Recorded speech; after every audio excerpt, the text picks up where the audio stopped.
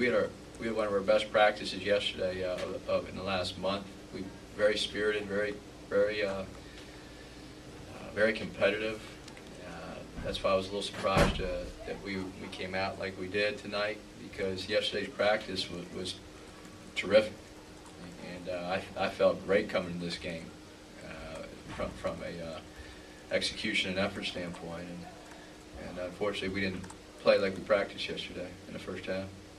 Coach, in all honesty, realistically, the shooting in the first half, I mean, that's something, shots on the phone, but energy was there. So what do you think contributed to the poor shooting? Statistically, we're at the bottom in our league in shooting percentage. So it has been it's a problem. The defense sags on our three-point shooters, and so it shrinks the driving lines, and they also dare you to shoot, and sometimes if we're not shooting a certain percentage, we need to either drive the ball or get it inside, or work the ball more, reverse the ball, and try to be more patient.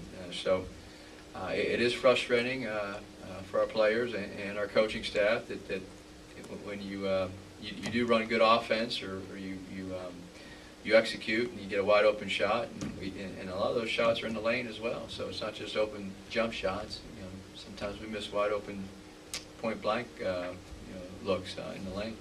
And also, what do you think the players have to do to get to the free throw line a little more often? Because it seems like maybe they're more teams than going to the line than you guys. I think they need to be more aggressive. Yeah, Oregon State had 9 block shots. I think our players were trying to draw fouls early in the game, and they were coming over and blocking our shots. I think they had 5 or 6 in the first maybe 4 or 5 minutes of the game, and I thought that affected us. But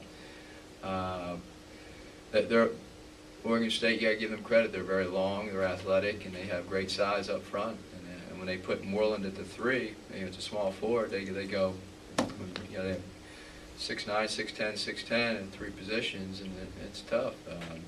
And then we move Moreland to the 4. They're still pretty good. So they certainly affected our inside game.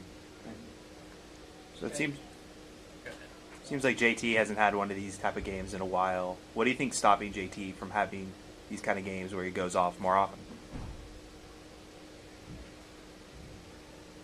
The most impressive thing, he didn't have any turnovers.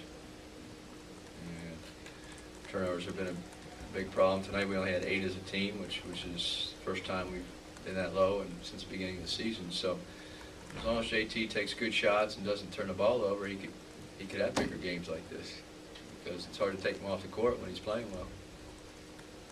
You guys still managed towards the end to get it back to around 6 points, I think. What do you take from that, and how do you turn that into like? Well, we had down 6 and had the ball, and Pichon missed that jump shot.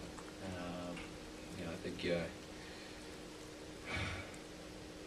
I was disappointed in the first half, but they gave great effort to get back in the game. Just ran out of time and ran out of energy in the last minute and a half. So they haven't quit all year. I guess the first half tonight was probably it was unusual, because we've been playing very hard and giving great energy, even on the road last week. The Cal game was a tie game with 8 minutes left, and we were battling, and so I've been proud of this team. They haven't really. Yeah, they played hard. They played hard, and they practiced hard. Like I said, yesterday was our best practice in a month, and that's why I was so shocked tonight, because I felt great after yesterday's practice, so we would come out and really play well in the first half. Do you think Byron's struggles had anything to do with the 2 games off? Byron had 2 days of practice. He was as good as he has been all season. That's why I felt so good coming in. I thought all our players were playing well.